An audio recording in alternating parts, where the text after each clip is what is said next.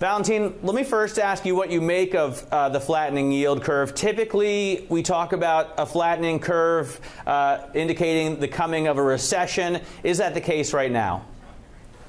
Well, there's a mix of factors, and I have to say, and certainly consistent with what you just mentioned, quite a few clients do see the flattening Treasury yield curve as a precursor of US recession, potentially as soon as mid-2020. And I have to say that the number of clients that are actually thinking that has increased since, say, last year.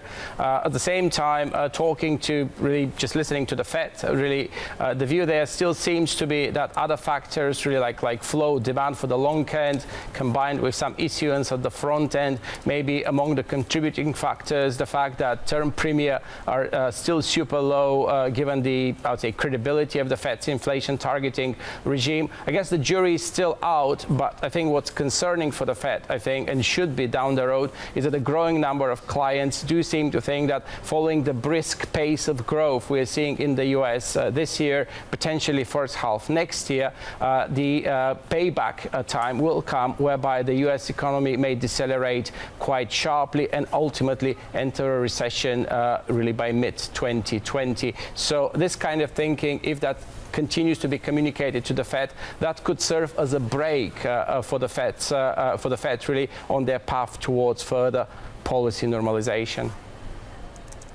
How much do you expect the Fed to increase rates by? What's your expectation for the terminal rate?